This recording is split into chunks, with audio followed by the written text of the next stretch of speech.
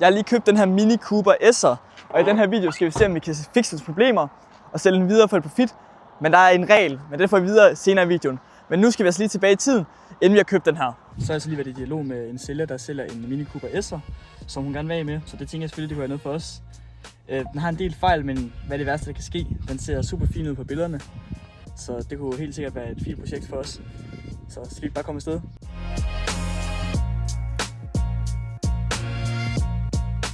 Okay, så nu er vi her, så nu må jeg se, og sådan står deroppe. Men jeg tænker ikke, at vi kommer til at filme, imens at vi er derinde, fordi vi har ikke lige snakket omkring, at vi filmer. Okay, så nu fik vi ikke lige mikrofoner med, men nu kører vi altså herfra. Og sådan er sender os ud indvendigt. Den havde det egentlig, du kan se stenslag her, og der var også noget med noget bagklap bag i, og bagrodvisker og sådan noget. Og ellers så ser den egentlig fint ud. Den føles så okay, men jeg tænker lige, vi skal teste den af, så tester vi også lige af det. Lækkert! Okay, det var måske en ting mere. Det finder vi ud af. Jeg tænker lige lidt mere. Det kører lækkert. Det er herligt. Lad os prøve. Det ligger godt på vejen. Den er virkelig god i gearskiftene også. Se hvad den kan.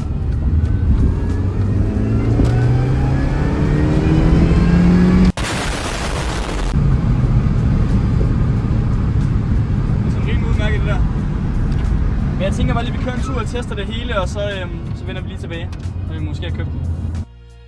Og ja, som I kan se på tomtotten, så fik vi altså købt Cooperen, så nu skulle vi egentlig bare hjemme.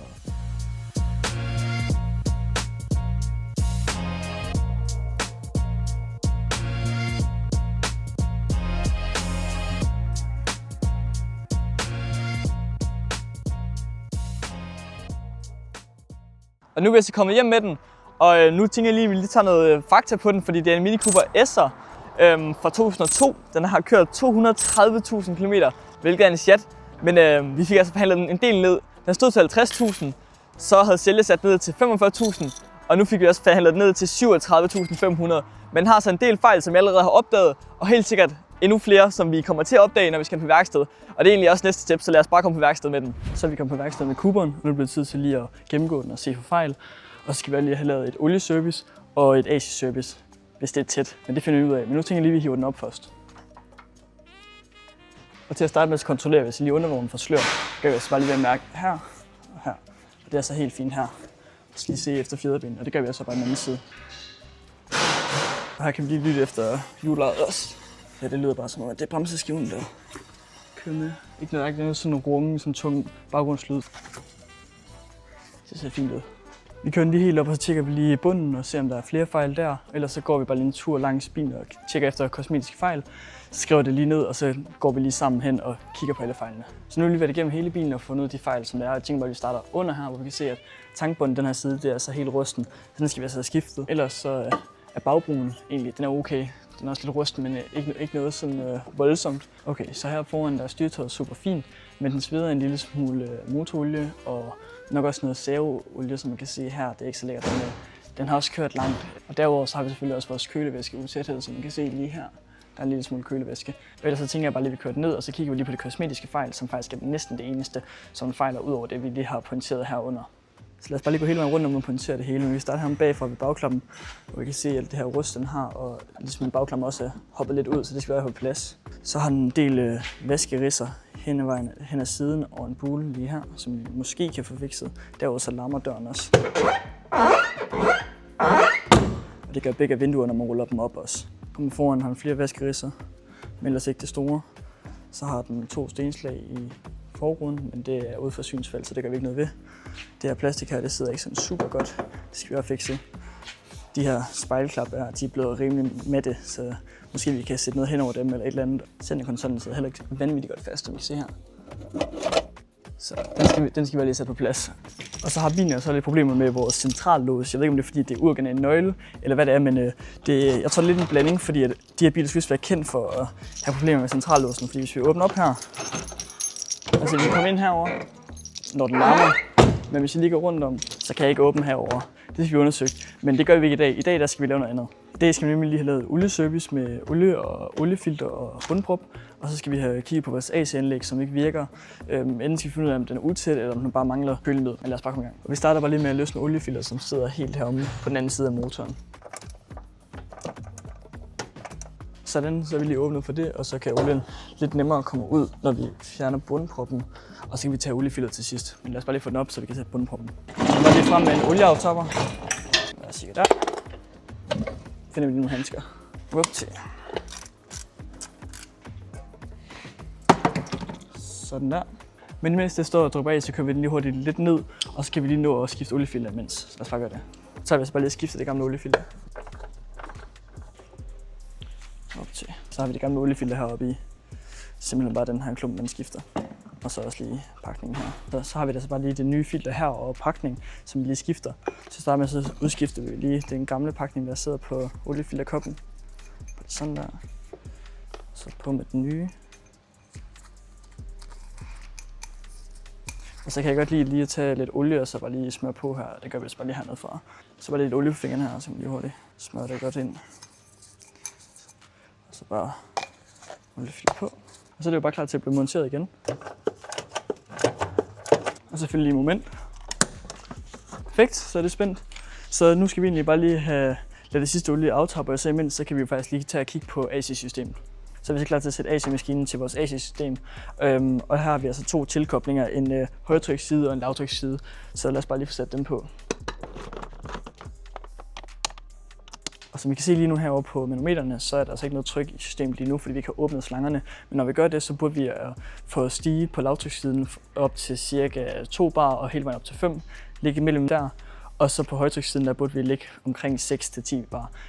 Men det får vi altså se nu. Nu åbner jeg i hvert fald lige på højtrykssiden først. Der steg ikke særlig meget. På lavtrykssiden steg heller ikke særlig meget. Der er så overhovedet ikke noget tryk i det her system her. Og så skal vi til at finde ud af, hvorfor. Enten så kan det være fordi, at den aldrig har fået et AC-service, fordi at over tiden så løber noget af det her kølemiddel ud. Det siver simpelthen bare ud af systemet. Men højst sandsynligt så kan det nok være en defekt. Og hvis det er tilfældet med vores, at vi har en defekt i vores AC-system, så er vi så heldige, at der er UV-sporemiddel i kølemiddel, som gør, at vi kan se, hvis der er nogle utætheder med UV-lys. Så derfor tager vi lige UV-lampen og kontrollerer de forskellige steder på AC-kredsen, hvor der ofte er en utæthed, f.eks. ved kondensoren. Og hvis vi ikke finder noget, så må vi altså gå ud fra, at AC-systemet er tæt, og derfor så kan vi bare fylde på. Vi har også lige været rundt og kontrollere de forskellige steder, og jeg kan også ikke finde noget spor på UV-middel, der er kommet ud af systemet. Så nu vil man normalt faktisk have puttet noget kvælstof i systemet for at se, om det holder tæt, altså om det holder tryk. Men det har vi altså ikke lige tid til i dag, så nu bliver vi altså bare nødt til at bare lige fylde noget kølemiddel på, og så forhåbentlig så siver det ikke ud, fordi det forhåbentlig er tæt. Så lad os bare lige få gjort det. Så har vi fået sat AC-maskinen til at køre dens processor, og imens så kan vi lige hive bilen op og sætte bundprop i, og så fylde noget olie på. Så spænder vi også bare lige bundproppen, og den har vi ikke lige noget moment på, så vi altså bare lige i hånden. Det der. Så kommer olien i. Hov. Men den skal have 4,8, og jeg tænker bare, at vi fylder 4,6 i til at starte med, så vi lige laver en efterkontrol, for at se, om den mangler lidt. Det var de første 4 liter. Så har vi lige den her 1 liter stunk og fylder resten med. Det gik bedre den her gang. Okay, siger jeg, og så hælder jeg ud over. Wow. Sådan der. Det burde være nok. Så får vi også bare lige gjort det rent, ligesom vi også fik gjort det under. Så der ligger alt muligt olie rundt omkring. Det gider vi ikke have. Og så i mellemtiden, mens vi har været i gang med at skifte olien, så er AC-maskinen altså simpelthen blevet færdig. Og vi kan se her på manometrene, at der har fået lavet tryk, fordi den selvfølgelig har fyldt kølemiddel på i systemet. Så nu tænker jeg egentlig ikke, at vi når mere for i dag. Vi skal bare lige have frakoblet alt det her, og så skal vi egentlig bare næste gang vi kommer på værksted have kigget på den utæthed i vores kølesystem, som jeg mistænker er oppe ved reservoiret, men det får vi altså at se. Vi kunne faktisk lige se, om den rent faktisk kan køle. Vi må se. Det tager faktisk lidt lang tid. Jeg ved sgu ikke, om det virker.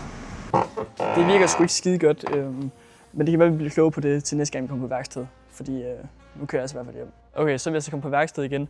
Og vi har allerede 20-startet en lille bitte smule, fordi det var jo meningen, at kigge på kølesystemet, motorkøling. Og der har jeg faktisk allerede haft en tryktester på, for ligesom at se, om kredsen holder tæt, og det gør den ikke. Og det vil altså sige, at der er noget, der er utæt, og vi kan allerede se, at selve reservoiret er utæt med kølevæske i kanten. Så der har jeg bare tilladt mig egentlig bare at bestille en ny af dem, og så må vi starte med at skifte det, og så se, om der er mere til det. Og så har vi også vores problem med kølemiddel og vores AC-system, som heller ikke virker. Og der har jeg altså kigget på eldiagrammer, vi har tjekket relæer nu, og jeg har også tjekket sikringer, og der er ikke nogen af dem, der fejler. Men Jeg har bemærket, at AC-pumpen dernede, selve koblingen bliver ikke trukket med rundt, når vi aktiverer AC-anlægget, og det gør blæseren heller ikke, som de begge to burde, for at vi ligesom kan generere noget koldt luft. Og det får vi altså ikke gjort, og det vil altså sige, at der er et eller andet, der er galt. Og det tænker jeg måske, at vi har en sensor i AC-kredsløbet, der måske kunne være dårlig, så derfor skal vi lige have en tester på, for at se, om den giver os nogle rigtige værdier, eller om de bare er helt hen i vejret. Fordi så tyder det jo faktisk på, at sensoren er dårlig. Okay, så nu vil vi lige få en tester frem, så nu må vi lige se, hvad den siger, når vi får sat det til. Det er bare sådan en universal tester, vi bruger med alle bilmærker.